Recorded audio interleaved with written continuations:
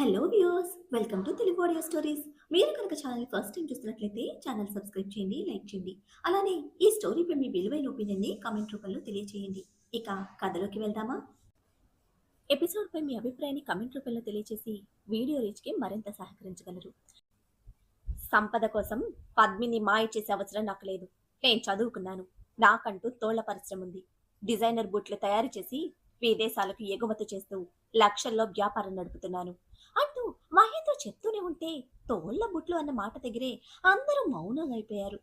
చేసే పనిని బట్టి వాళ్ళ కులాన్ని వర్గాన్ని అంచనా వేసే సమాజంలో లక్షలు సంపాదించే మహేంద్ర వ్యాపారం ఎవ్వరికంటికి కనిపించలేదు. రాథోడ్ వంశంలోని ఆడపిల్లను ఒక చర్మకారుడు పెళ్లి చేసుకున్నాడన్నది ఒక్కటి అందరి మౌనంలో కనిపిస్తూ ఉంటే వాళ్ళ మౌనాన్ని అర్థం చేసుకున్న మహేంద్ర తన వ్యాపారం గురించి, తన కుటుంబం గురించి వివరించడానికి ప్రయత్నించేలోపే తల కొట్టుకుంటూ నేల మీద కూలబడ్డ పద్మిని తండ్రి, అయిపోయింది, అంతా అయిపోయింది. ఎన్ని సంవత్సరాలు నా గుండెల మీద పెంచుకున్న నా కూతురు చివరికి చెప్పులు కుట్టేవాడి ఇంటికి చేరి మొత్తం సర్వనాశనం చేసేసింది. తరతరాలుగా కాపాడుకుంటూ వచ్చిన నా వంశాన్ని భ్రష్టు పట్టించింది అంటూ గుండెలవసేలా ఆవేశంతో అరుస్తూ ఉంటే, నాన్నగారు, మీరు తప్పుగా అనుకుంటున్నారు అంటూ పద్మిని ఒక పక్క అరుస్తూనే ఉంటే, నాది చర్మకారుల కుటుంబం కాదు అంటూ చెప్పడానికి మహేంద్ర ప్రయత్నిస్తూనే ఉన్నాడు. తన కారు దగ్గరికి వేగంగా వెళ్లిన రఘువీర్ అందులో చెల్లెల కోసం కొని తెచ్చిన బంగారు నగలు పెట్టెలను పట్టుకొచ్చి మహేంద్ర మొహం మీద విసిరి కొడితే పెట్టె బద్దలై బంగారు నగలు మట్టి నీళ్ల మీద చెల్లా చెదురుగా పడడంతో పాటు పెట్టి కొట్టుకున్న మహేందర్ నుదుటికి దెబ్బ తాకి రక్తం చిందింది. ఏం చేస్తున్నాడో, ఎందుకు చేస్తున్నాడో అర్థం చేసుకోలేని పరిస్థితిలో అడ్డు అదుపు లేని ఆవేశంతో పూర్తిగా ఆలోచన మరిచిపోయినా ఆ క్షణాలలో నేల మీద పడిన బంగారు నగలను విస్తుపోయి చూస్తూ ఉన్నాడు మహేంద్ర. అయ్యో, రక్తం కారుతోంది అని ఏడుస్తూ భర్త నుదుటికి కొంగు నొక్కి పెట్టిన పద్మిని, అన్నయ్య, ఏం చేస్తున్నారో అర్థమవుతుందా అంటున్న పద్మినితో, మాట్లాడద్దు, ఇంకొక్క మాట నీ నోట్ల నుంచి వచ్చిందో ఇక్కడే చంపేస్తా అంటూ వేలు చూపించిన రఘువీర్ కళ్ళలో రక్తం కక్కుతున్నట్టు భయంకరమైన కోపం. అది చూసిన పద్మిని ఇక మాట్లాడలేకపోతే చుట్టూ ఎవ్వరు సాయం లేదు. ఊరంతా నిలబడి చూస్తూ ఉంటే తమతో ఉన్న పాలేర్లు నేలకు వాలిపోయి ఉన్నారు. భర్త చేతిని చుట్టుకున్న పద్మిని అన్న భయం ముందు బెంబేలెత్తిపోతూ ఉంటే రఘువీర్ అదే ఆవేశంతో మహేంద్ర కాలర్ బిగించి నేల మీద పడిన బంగారాన్ని చూపిస్తూ, ఇది ఒక్క శుభకార్యానికి నా చెల్లెలికి నేనిచ్చే కానుక. ఇది నా చెల్లెలి తాహతు. చెప్పులు కుట్టుకునే నీకు నా చెల్లి నీడను తాకే అర్హత కూడా లేదు. రాథోడ్ రాథోడ్ హవేలి గుమ్మం ముందు కాలెత్తుకుని నడిచే అర్హత కూడా లేని నువ్వు నా చెల్లి జీవితాన్ని నీ చేతిలోకి తీసుకున్నావా అంటూ నిప్పులు చెలరేగుతున్న ఆవేశంతో తన కాలి చెప్పు తీసి, దీని ఖరీదెంతో తెలుసా? దీని ఖరీదంత లేదు నీ బతుకు.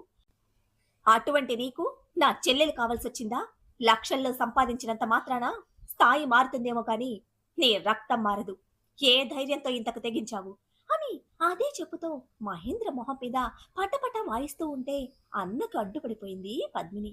కాని విచక్షణ మరిసిన ఆవేశం చెల్లి చేసిన తప్పు వెనక తన నొప్పిని చూడనివ్వకపోవడంతో ఏ మాత్రం తగ్గని ఆవేశంతో పద్మినిని తోసేసి మహేంద్రను కొడుతూనే ఉన్నాడు రఘువీర్.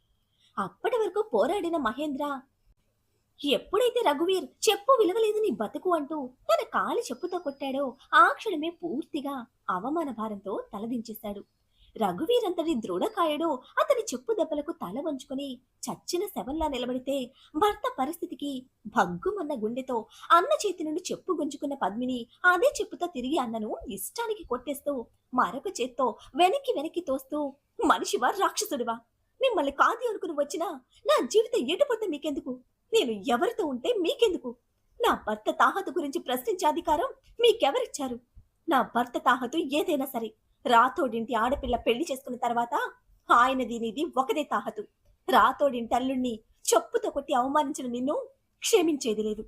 ఎంత ధైర్యం ఉంటే నా కళ్ళ ముందే నా భర్తని ఇంతలా అవమానిస్తావు? మీరిలా చేస్తారని మీకు చెప్పకుండా వచ్చి పెళ్లి చేసుకున్నాను. అయినా సరే వెతుక్కుంటూ వచ్చి నన్ను ఏడిపించావు. ఎన్ని మాటలు అడిగిన నీకు, నా తండ్రికి అసలు నా భర్తను ప్రశ్నించే అర్హత ఉందా? మీరు ఎన్ని మాటలంటూ ఉన్నా, ఎంత అవమానించినా చివరికి చెప్పుతో కొట్టినా మౌనంగా నిలబడ్డాడు. అది నా భర్త గొప్పతనం. తిరిగి ఆయన నిన్ను కొడితే నీ మొహం ఎక్కడ పెట్టుకుంటావు? పాలేరుని కాపలా వాళ్ళని కొట్టిన ఆయనకు నిన్ను కొట్టడం పెద్ద విషయం కాదు అంటూ అన్న గుండెల మీద బాధతో అరుస్తోంది పద్మిని. నోర్మోయ్ అంటూ ఆవేశంగా లేచి వచ్చిన పద్మిని తండ్రి తనని వెనక్కి తోసి, ఇంకొక్కసారి ఆ చెప్పులు కుట్టేవాడితో నా కొడుకుని పోల్చావో ఇక్కడే నీ ప్రాణం తీస్తా. నా వంశంలో తప్పబుట్టావు నువ్వు. అయిపోయింది. మొత్తం ఇక్కడితో ఈ రోజుతో పూర్తయిపోయింది. నాకసలు ఆడపిల్ల లేదు. పుట్టినా పురిట్లోనే చచ్చిందనుకుంటాను అంటూ కొడుకు రెక్క పట్టుకుని, ఇక మన వంశానికి మిగిలింది నువ్వు మాత్రమే. చచ్చింది అనుకుని దానికి పిండం పెట్టాలన్నా ముందది నా కూతురని చెప్పుకోవాలి. అది కూడా నాకిష్టం లేదు. కార్తీ, హవేలికి పోదాం అనడంతో చెల్లెని చూశాడు రఘువీర. ఎవ్వరూ తనకు అవసరమే లేదన్నట్టు పద్మిని నిబ్బరంగా నిలబడితే, ఎంతేనా? ఎవడో విలువ తెలియని మనిషి కోసం ఎన్ని సంవత్సరాలు తన కోటలో యువరాణిలా పెరిగినా తన చెల్లి ఇక లేనట్టేనా? ఇక్కడితో మొత్తం పూర్తయిందా?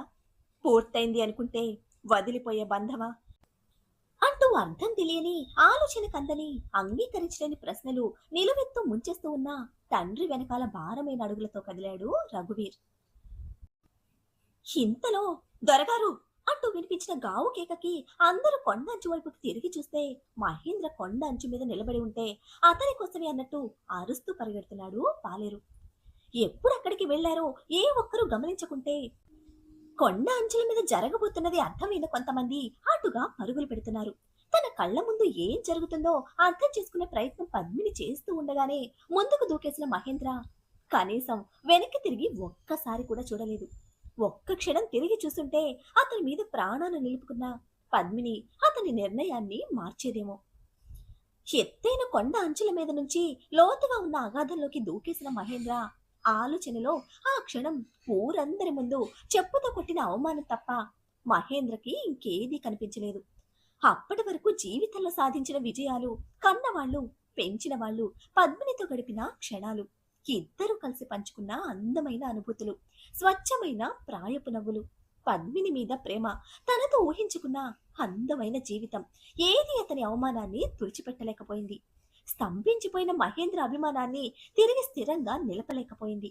ఎన్ని సంవత్సరాల జీవితాన్ని ఒక్క చెప్పు దెబ్బకి పణంగా పెట్టి ప్రాణం వదిలేస్తే అదే చెప్పుతో అన్నను కొట్టిన పద్మిని కళ్ళ ముందే ఊరంతా కొండంచుకు పరుగులు పెడుతున్నా ఆమెలో మాత్రం చలనం లేదు. కనురెప్ప కదలటం లేదు. చెంపల మీద జారుతున్న కన్నీళ్ల తడి తెలియటం లేదు. ఆఘాతంలోకి పడిపోయిన నూరేళ్ల జీవితం ఆమెను చీకట్లోకి లాక్కెళ్లినట్టు, శూన్యంలో కట్టేసినట్టు శిలలా నిల్చుండిపోయింది. పద్మిని తల్లి నెత్తి మీద కొట్టుకుంటూ గుండెలు పగిలేలా ఏడుస్తూ ఉంటే కార్ని పట్టుకుని మౌనంగా నేలకు జారిపోయాడు పద్మిని తండ్రి. చెల్లి నుదుటిన నిండుగా దిద్ది ఉన్న కస్తూరి కుంకుమ చూస్తున్న రఘువీర్ నెత్తి మీద ఆకాశం విరిగి పడ్డట్టు మోకాళ్ళ మీద మట్టిలోకి కూరుకుపోతే అసలు అక్కడ ఏం జరుగుతుందో తెలుసుకోవడానికి కొన్ని నిమిషాల పాటు రఘువీర్ మెదడు సహకరించలేదు. జనాల అరుపులు, ఆర్తనాదాల మధ్య మొత్తం గందరగోళంగా మారిపోతే రాళ్ళు, రప్పలు, ముళ్ళ దిబ్బలు, పెద్ద పెద్ద బండరాళ్ల మధ్యన హంప మొక్కలు చుట్టేసిన చీకటి. సూర్యుడు అస్తమించడంతో కళ్ళు పొడిచి చూస్తూ ఉన్న కింద వరకు ఎవ్వరి చూపు పోకుంటే దిగి చూస్తే జాడ ఏమైనా తెలుస్తుంది అంటూ కొంతమంది కిందకి పోవడానికి పరుగులు పెడుతున్నారు. ఏడ నుంచి పడినాక ఒక ప్రాణం నిలవడం కష్టమే. ఏ రాయి కొట్టుకున్నా తల మొక్కలైపోతుంది. శరీరం అన్నా సరిగ్గా దొరికితే చివరి చూపన్నా దక్కుతుంది. కర్మకాండలన్నా సవ్యంగా చేసుకుంటారు. పట్నం కుర్రాడు కదా, చెప్పు దెబ్బ కాచలేకపోయాడు అంటూ కొంతమంది అనుకుంటుంటే, నోర్మొయ్యండి, రాచబిడ్డను తాకినవాడు ఈ విధంగా కాకపోతే మరో విధంగా అయినా చస్తాడు. అదృష్టం బావుండి ఈ విధంగా ముగిసిపోయింది. ఏంటయ్యా మీ మాటలు? అక్కడ ఆడబిడ్డ పచ్చి పారాణితో ఏడుస్తుందయ్యా. గుండెలు పగలేలా మాట్లాడి ఎందుకయ్యా ఇంకా చంపుతున్నారు అంటూ ఒక్కొక్కరు ఒక్కొక్క మాట అంటూ ఎవరికి తోచిన ఆలోచన వాళ్ళు చేస్తున్నారు. లోయ వైపు భయంగా చూస్తూ ఒక్కో అడుగు వెనక్కి వెళ్తున్న పద్మిని దేనికో తట్టుకుని పడిపోతే చేతికి నిండుగా ఉన్న మట్టి గాజులు నేలకు కొట్టుకుని భళ్ళున పగలడంతో ఆ శబ్దానికి చెల్లెని చూసిన రఘువీర్ ఒళ్ళు విరుచుకున్నట్టుగా అదిరిపడి లేచి కొండవైపు పరిగెత్తాడు. కుప్పగూలిపోయిన రఘువీర్ తల్లి చుట్టూ జరుగుతున్నది తెలుసుకునే స్థితిలో లేరు. ఇక ఆ తండ్రికి తెగతెంపులు చేసుకున్న కూతురితో పట్టింపు లేదన్నట్టే ఉంటే అప్పటి వరకు ఉన్న ఊరి జనాలు వదిలేయడంతో శూన్యం ఆవరించిన ఆ ప్రదేశం అంతా చీకటి గాలిహోరు ఆక్రమించింది. ఆ చీకట్లో ఎవ్వరికంట పడకుండా నిలిచిన భూపేంద్ర కళ్ళలో నక్షత్రాల మెరుపు, పెదవుల మీద విషపు నవ్వు. తమ్ముడు తనవాడే అయినా, ఒక తల్లి పేగు తెంచుకొని పుట్టిన, ఒక తండ్రి రక్తం పంచుకున్న, మరొకరికి దత్తత వెళ్ళినవాడు తన తండ్రి ఆస్తులలో తనతో సమానం కాదు అని భావిస్తే, చివరికి తను అనుకున్నట్టే అంతా జరిగింది. రాతోడు ఆగ్రహ జ్వాలలలో అంతా ముగిసిపోయింది. అందర్నీ దాటి మహేంద్రను ప్రోత్సహించి ఎవ్వరికీ తెలియకుండా ఇద్దరికీ పెళ్లి చేసి ఆగ్రహంతో రగిలిపోతున్న రఘువీర్ ముందు మహేంద్రను ఒంటరివాడిగా నిలిపిన భూపేంద్ర కుతంత్రం అటు కన్నవారికి, ఇటు మహేంద్రను పెంచుకున్న వారికి, తనను నమ్మిన తమ్ముడికి అసలు అక్కడ ఎవ్వరి అంచనాలకి అందనివి. ప్రత్యేకించి పద్మిని మీద ఆ దుర్మార్గుడికి ఎటువంటి ఆలోచన లేదు. కలిసొచ్చిన కాలానికి పద్మిని ఒక రకంగా ఎంతో సాయం చేస్తే, ఆ తర్వాత ఒక ఆడపిల్ల జీవితం ఏమైపోతుందన్న ఆలోచన కొంచెం కూడా లేని భూపేంద్రకు పద్మిని మీద ఒక రకంగా జాలి, ఇంకా ఆమె పట్ల కృతజ్ఞత మాత్రమే ఉంది. పగిలిన గాజులు చూసుకుంటూ లేచిన పద్మిని మరోసారి కొండ అంచు కనపడకుండా చుట్టేసిన జనాలనే చూస్తూ పిచ్చిదాల్లా అరుస్తూ పరుగులు పెడితే, అప్పటి వరకు ఏ సంబంధం లేనట్టు చీకట్లో నిలబడ్డ భూపేంద్ర ఆ పక్కగా ఉన్న స్తంభానికి తలని చేతిని ఇంకా భుజాన్ని కొట్టుకొని తన ఒంటికి గాయాలు తగిలినట్టు ఒక కపట నాటకాన్ని సృష్టించుకొని ఆ తర్వాత పద్మిని వెనకే పరుగు పెట్టాడు. ఏ దిక్కుకు పోతుందో కూడా తెలియని విధంగా శూన్యంలోకి చేరి మహేంద్ర పిలుస్తున్నట్టే గట్టి గట్టిగా అరుస్తూ జుట్టు పీక్కుంటూ పరిగెడుతున్న పద్మినిని ఆ సమయంలో ఎవ్వరూ గమనించలేదు. చీకటి పడిపోయింది. పులులు తిరిగే సమయం. ఇప్పుడు కిందకి పోయి వెతకటం అంత మంచిది కాదు అని కొంతమంది చెప్తూనే ఉన్నా, కాగడాలు చిమ్నీ లైట్లు పట్టుకొని నాతో వచ్చేవారు రండి అంటూ కొండ కింద వైపుకు పరుగులు పెడుతున్న రఘువీర్ని కొంతమంది అనుసరిస్తే, మరికొంతమంది భయంతో అక్కడే నిలబడ్డారు.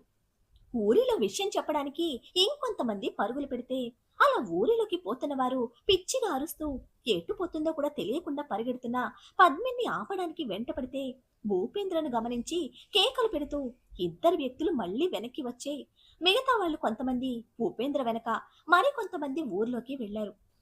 జన హడావిడికి దూరంగా కారు లానుకొని చుట్టూ జరుగుతున్న హడావిడికి కంగారుకి భయపడిపోతూ గుడి మెట్ల దగ్గరికి వచ్చారు భూపేంద్ర ఇంకా మహేంద్ర పేరెంట్స్.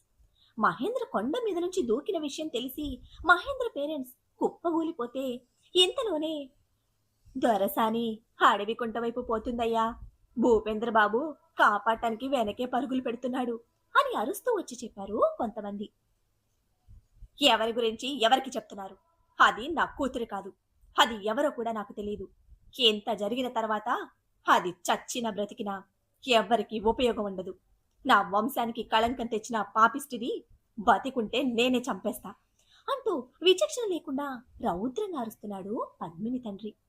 మహేంద్ర పేరెంట్స్ ప్రాణం పెట్టి పెంచుకున్న కొడుకు చావు జీర్ణించుకోలేని స్థితిలో ఉంటే, కొడుకు గురించి కంగారు పడిపోతూ లేచిన భూపేంద్ర తండ్రి ఆయన మాటలు వింటూనే కసితో రగిలిపోతూ, అటు నా కొడుకుని చంపేశాడు, ఇటు కూతురు చనిపోతుందని తెలిసినా కూడా ఈ అహంకారుల్లో కొంచెం కూడా దుఃఖం లేదు అని బాధపడుతూనే కొడుకు గురించిన కంగారుతో వెళ్తే, ఆయన అడవి కుంట దగ్గరికి వచ్చేసరికి భూపేంద్ర పద్మిని కోసం నీళ్లలోకి దూకితే చీకట్లో ఎవ్వరికీ ఏది కనపట్టలేదు. పైనుంచి కిందకి దిగుతున్న నీటి ప్రవాహంలో కొట్టుకుపోయారో అక్కడే ఉన్నారో కూడా అర్థం కాక గొంతు చించుకుని అరుస్తూ కుంట చుట్టూతా గుబురుగా ఉన్న గడ్డి దుబ్బల మధ్య వెతుకుతున్నారు అందరూ. కొంచెం దూరం వెళ్లేసరికి ఉపేంద్ర నీటి నుండి అతి కష్టంగా పద్మిని బయటకు తీసుకొస్తూ కనిపిస్తే, ప్రాణాలతో ఉందా అని కంగారు పడిపోతూ అడిగిన తండ్రికి, ప్రాణమైతే ఉంది, కానీ ఒంటి నిండా గాయాలతో స్పృహ లేదు, రాళ్లకి కొట్టుకోవటం వల్ల బాగా గాయాలయ్యాయి అంటూ చెప్పాడు భూపేంద్ర. కన్న తండ్రి కఠినంగా ఉన్న ఆడబిడ్డ కష్టం గురించి కనీసం అన్నకి చెబుదామనుకున్న ఊరి వాళ్ళు కొండ కిందకు పోయి రఘువీర్కి చెల్లెల విషయం చెప్తే, అప్పటికి అర్ధరాత్రి కావస్తూ ఉంటే మహేంద్ర గురించి ఎక్కడా ఎటువంటి జాడ కనిపించుకుంటే, చెల్లెల గురించి వినడమే వణికిపోతున్న కాళ్లతో కుప్పగూలిపోయిన రఘువీర్కి తోటివారు ధైర్యం చెప్పి, మేం వెతుకుతాం దొరా, మీరు వెళ్ళండి అనడంతో గుండె చిక్క పట్టుకుని చెల్లెల కోసం పరుగు పెట్టాడు రఘువీర్. ఎవరో దగ్గరికి వస్తున్న అలికిడి వినడమే పద్మినిని మొక్కల చాటు చీకటిలోకి లాగి, తాను బ్రతికున్న విషయం ఎవరికి తెలియకూడదు అంటూ భూపేంద్ర తండ్రి ఆజ్ఞాపించడమే ఎందుకు ఏమిటి అని ప్రశ్నించకుండా భూపేంద్ర తండ్రి మాటకు నిలబడ్డాడు. దొరగారు, భూపేంద్ర అంటూ చిమ్నీ లైట్ వెలుగులో వెతుకుతున్న జనానికి వట్టి చేతులతో తారసపడ్డాడు భూపేంద్ర. అది చూసిన అందరి మొహాలు వాడిపోతే చెల్లెలి కోసం కళ్ళల్లో ప్రాణం పెట్టుకుని వచ్చిన రఘువీర్కి అలసిపోయిన దేహంతో కన్నీళ్లు పెట్టుకుంటూ కనిపించాడు భూపేంద్ర. సాయశక్తులా ప్రయత్నించాను రఘువీర్. నీటి ఎద్దడికి లోతుల్లోకి కొట్టుకుపోయినట్టుంది. మన వాళ్ళు వెతుకుతున్నారు అంటూ కపట కన్నీరుతో భూపేంద్ర తోడు నిలబడితే ఒక్క నిమిషం కూడా ఆలోచించలేని రఘువీర్ అడవి గుంట మొత్తం జల్లెడ పడుతున్నాడు. తెల్లవారుతూ ఉండగా గజేతగాళ్ళు, ఇక అవకాశం లేదయ్యా, మొసళ్ళు పట్టుకుపోతే ఆనవాళ్లు కూడా దొరకదు అంటూ అలసిపోయిన దేహాలతో బాధపడుతూ చెప్తే చావుని కోరి వెళ్లిన చెల్లెలు ఇక లేదు అన్న మాట భరించలేకపోయిన రఘువీర్, లేదు, ఇక్కడ ఎక్కడ ఉంటుంది, వెతకండి అంటూ ఇంకా ఇంకా వెతుకుతూనే ఉంటే పద్మినికి ఈతరాదు రఘువీర్ అంటూ నిజాన్ని గుర్తు చేశాడు భూపేంద్ర. నడుము లోతు నీళ్ల నుంచి అప్పటి వరకు గుండెల్లో అణిచిపెట్టిన దుఃఖం, ఆవేశం, కోపం అన్నీ కలిసి నరాలు తెగిపోయేలా గొంతు చించుకొని రఘువీర్ నీళ్ల మీద ఇష్టానికి కొడుతూ ఉంటే చుట్టూ చెట్ల మీద పక్షులు బెదిరి ఒక్కసారిగా ఆకాశంలోకి ఎగరటంతో అతి కష్టంగా ఈతగాళ్లు రఘువీర్ని నీటి నుంచి బయటకు తీసుకొచ్చారు. ఒక్కరోజు, ఒకే ఒక్కరోజు 2 నిండు ప్రాణాలను బలి తీసుకున్న ఆ ఒక్క రోజులో జీవితం అంతా ఇరుక్కుపోయినా బరువుతో కృంగిపోయాడు రఘువీర్. ఇటు లోయలో మహేంద్ర బాడీ లేకపోయినా జాడ కనిపించింది. ఆ దారిలో పడి ఉన్న మహేంద్ర షూస్, తలపాగా, తెగి దారి పొడుగునా చల్లినట్లు పడిన ముత్యాలు, భుజాల మీదుగా వేసుకున్న పట్టుపంచ, ఇంకా అతని మెడలోని వరమాల దొరికినంత వరకు పట్టుకొచ్చినా అవి ఎవరికివ్వాలి అని మహేంద్ర సొంత వాళ్ళెవరో అక్కడ ఎవ్వరికీ తెలియక, పచ్చినెత్తురు వాసన పులులు వెంటనే పట్టేస్తాయి. ప్రాణం లేని శరీరం తీసుకుపోవడం చాలా తేలిక. పులులు వాటి స్థాపరానికి లాక్కుపోతే ఇక శరీరం దొరకడం కష్టమయ్యా అంటూ చెప్పడంతో, వాటన్నిటినీ ఊరు బయట మట్టిలో పూడ్చిపెట్టండి అంటూ చెప్పాడు రఘువీర్ తండ్రి. అందరూ వెళ్లిపోయిన తర్వాత లోపలికొచ్చిన వెంటనే, నేను తొందరపడ్డాను నాన్నగారు అంటూ చుట్టూ చేరిన నిశ్శబ్దాన్ని భరించలేని కృంగుబాటుతో చెప్తున్న రఘువీర్తో, తొందరపడింది నువ్వు కాదు రఘువీర్, ఉచ్చ నీచం మరిచి బరి తెగించిన అది. మీ ఇద్దరిని నా చేతులతోనే పెంచాను. నా తల్లిదండ్రుల నుంచి నేను ఏదైతే నేర్చుకున్నానో అదే నేర్పించాను. నీకున్న ఇంగితం దానికెందుకు లేకుండా పోయింది. కన్నవాళ్ల కళ్ళు కప్పి దాని ఇష్టానికి వాడితో తిరిగింది. అయినా 3వ కంటికి తెలియకుండా పెళ్ళేర్పాట్లు చేశాను. కాని ఏం చేసింది? చాటుమాటుగా వాడిని కలుస్తూ ఒక్క మాట కూడా నన్ను అడగకుండా దాని మీద ప్రాణం పెట్టుకున్న కుటుంబం ఏమైపోతుందన్న ఆలోచన లేకుండా దాని ఇష్టానికి నా గుండెల మీద తన్నిపోయింది. నువ్వు కాబట్టి నీ చెల్లెల మీద ప్రేమతో వాడిని చెప్పుతో కొట్టావు. నీ స్థానంలో నేనుంటే నా కూతురు చేసిన తప్పుకి ఇద్దరిని నిప్పులు పోసి అక్కడే బూడిద చేసేవాణ్ణి. నాకు అంత శ్రమ ఇవ్వకుండా వాళ్ళు చేసిన తప్పులకి తాగిన శిక్ష పడింది. అదే చెప్పుతో నిన్ను కొట్టిన పాపిష్టిది ఎంత లేసి మాటలన్నదో మర్చిపోయావా? పుట్టుకతో లేనిది, రక్తంలో రానిది ఆస్తులు అంతస్తులు సంపాదిస్తే రాదు రఘువీర్. ఎక్కడితో అన్ని వదిలే, ఇంకోసారి దాని పేరు కూడా ఈ హవేలీలో వినపడటానికి వీల్లేదు అంటూ తెగేసి చెప్పిన తండ్రి మాట వింటూ నిస్సహాయంగా చూస్తూ ఉండిపోయాడు రఘువీర్. ఆ రోజు చీకట్లో పద్మిని ఎవ్వరికంట పడకుండా ఇంటికి తీసుకొచ్చిన భూపేంద్ర తండ్రి స్నేహితులను కూడా మాట్లాడనివ్వకపోవడంతో మహేంద్ర గురించిన నిజం ఆ ఊరిలో రహస్యంగానే మిగిలిపోయింది. అప్పటికే వారం రోజులైతే పద్మిని ట్రీట్మెంట్ మీద కాస్త బెటర్గా ఉంటే తండ్రి ఆలోచన, దాని వెనకున్న నిర్ణయం అర్థం కాని భూపేంద్ర చాలా గందరగోళంలో ఉన్నాడు. పద్మిని కాపాడటం మానవత్వం అనిపించుకున్నా దాచీలా ఉంచడం ఎందుకు అనేది భూపేంద్రలో మెదులుతున్న ప్రశ్న. మరి భూపేంద్ర తండ్రి అంతరంగం ఏమిటి? పద్మిని బతికే ఉందన్న నిజాన్ని ఎందుకు దాచించాడు? ఒక తొందరపాటు, ఒక ఆవేశం, ఒక అవమానం ఎన్నో జీవితాలను కాలరాసి బిడ్డల్ని పోగొట్టుకున్న శోకంతో హారిపోని రావణ కాష్టంలా ఆ తరం నుంచి ఈ తరం వరకు జీవితాలని కబలిస్తూ ఆడుతున్న ఈ ప్రళయ తాండవం ముగిసేదెప్పుడు? ఎప్పటికి ముగిసినా కాలం కబంధ హస్తాలలో కన్నీటిలో కరిగిపోయిన జీవితాలు తిరిగి రాగలవా? ఈ తరం నుంచైనా తలరాతలు మారాలని ఆశిద్దాం. స్నేహం, ప్రేమతో కులమత వర్గ వైషమ్యాలు మాసిపోయి నవ సమాజం రూపొందించాలని కోరుకుందాం.